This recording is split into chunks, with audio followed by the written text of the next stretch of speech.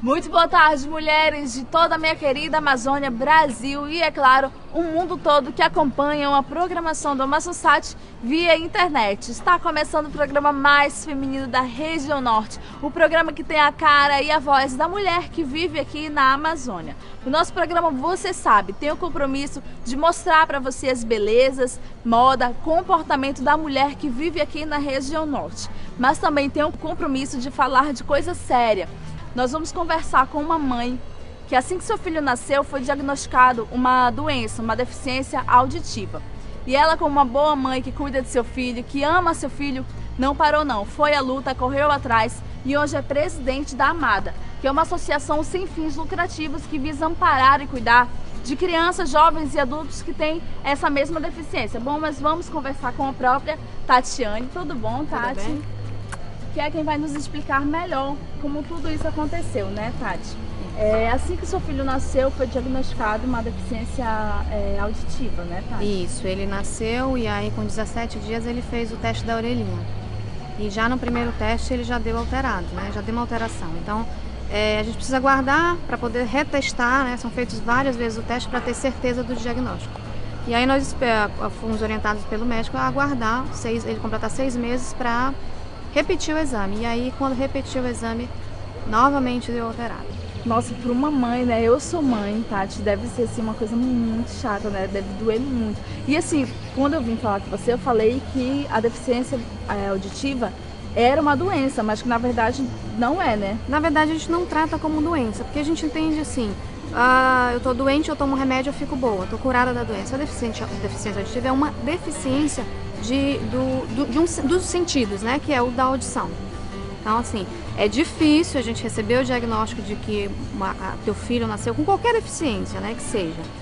E a gente, principalmente quando não tem nenhum caso na família, a gente se fica completamente perdida, sem chão, sem saber o que fazer, quem procurar, o que eu vou fazer agora, né? É mais ou menos essa a situação que a gente passa quando recebe o diagnóstico. Seja deficiência auditiva ou de qualquer outra deficiência. E aí, quando você recebeu esse diagnóstico, teu filho ainda estava recém-nascido, o que foi que tu fez? Então, primeiro eu passei uma semana de luto, né? Que a gente sempre tem esse período de luto. É como se a gente tivesse que enterrar uma criança dita normal e dar à luz novamente a uma criança com deficiência. Daí pra frente você vai ter que se adaptar à criança, né? De que maneira que eu vou ajudar? E passar dessa uma semana de choro, de luto, eu disse, não, eu tenho que parar de chorar e fazer alguma coisa para ajudar meu filho.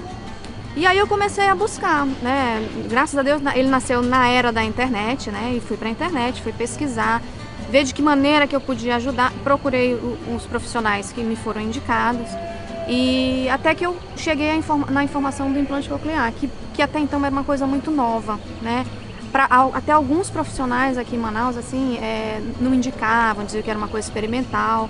Mas eu já tinha lido tanto, eu já tinha conversado com tantas outras pessoas de fora, outras mães de outras cidades que já tinham filhos implantados, que eu estava certa do que eu queria. Então, assim, fui atrás, procurei médicos que pudessem me ajudar a chegar no implante. Porque aqui em Manaus a gente ainda não tem um implante pelo SUS. A gente já tem implante pelo convênio e pelo particular, mas ainda não tem pelo SUS. Na época a gente não tinha nem convênio nem particular, não tinha de jeito nenhum. Até para você chegar num centro de implante era difícil pela falta de informação. E aí eu consegui um médico que me ajudou bastante. Ele disse, não, eu vou te ajudar da maneira que a gente pode, né? Vou te encaminhar para o TFD, que tem tratamento fora de domicílio, que manda o paciente para fora. E comecei a buscar os centros de implante que pudessem receber ele. E graças a Deus, assim, de 7 para 8 meses eu já consegui consulta para ele em 2 centros de implantes, um no centrinho de Bauru e o outro no Hospital das Clínicas de São Paulo, onde ele fez a cirurgia. E fui, né? Era uma coisa difícil, assim, eu tinha que viajar com uma criança, um bebê, sozinha, eu e ele, para uma cidade que eu nunca tinha ido, não tinha parente. Tu foi sozinha com ele? Só eu e ele. Mas ia, né? Graças a Deus, assim, tive muitas pessoas que me ajudaram. Uma prima do meu pai, com quem eu não tinha contato lá em São Paulo, foi lá, me amparou, né, naquela hora que eu estava precisando, me orientou, me levava para os hospitais. Então, e muita gente que eu não conhecia, gente que eu conhecia só da internet. Olha, se você precisar, tá aqui meu telefone, liga, a gente vai te ajudar. São outras mães, né, que foram solidárias nessa minha luta. Quer dizer, não era uma luta minha, não estava sozinha, né? Apesar de no início a gente se sentir sozinha, no meio do caminho a gente começa a encontrar pessoas que eu digo assim, aparecem os anjos na nossa vida, que vão dando um caminho, vão dando um E jeitinho. assim, Tati, fica aí a importância de se fazer o teste da orelhinha. Tem o teste da orelhinha, o teste do pezinho, o teste da visão. E tem que ser feito assim que o neném nasce, já tem que ser feito esses testes. É de suma importância fazer esses testes, porque detecta, né, o que não tem, o que está com falha. E também, se tiver alguma coisa, a gente já vai e corre atrás, Exato, né mesmo, Tati? Exato. O teste da orelhinha, para você ter uma noção do tamanho e da importância desse teste, o meu filho nasceu numa família onde não tem nenhum caso de surdez, né? O teste da orelhinha, antigamente só era feito naquelas crianças que tinham algum caso, ou que uma gravidez de risco, uma criança que nasceu prematura, alguma coisa de...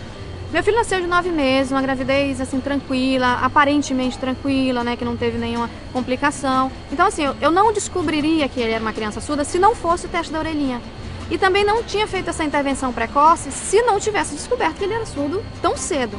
Quer dizer, hoje ele tem uma linguagem, ele consegue ouvir como uma criança da idade dele. Mas porque essa intervenção foi feita lá atrás, quando ele tinha menos de 1 ano, né? Então foi feito todo o diagnóstico muito cedo, o tratamento foi dado início a um tratamento muito cedo.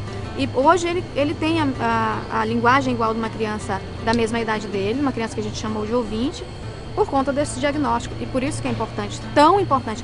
Eu digo para as mães, meu filho não teve problema nenhum, nasceu sadio, pede o teste da orelhinha. Você só vai saber se há alguma alteração, porque a audição é uma deficiência que você não percebe. Não é um dedinho que está faltando, não é uma deficiência física, é sensorial. Então você só vai saber fazendo o teste.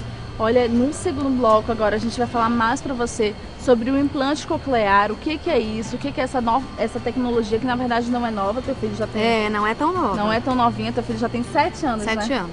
E a gente vai falar como é que foi esse comportamento dele desde recém-nascido até hoje, como é que são também tratadas outras crianças, como é que elas recebem, mas isso só no segundo bloco, então não sai daí que daqui a pouco a gente volta.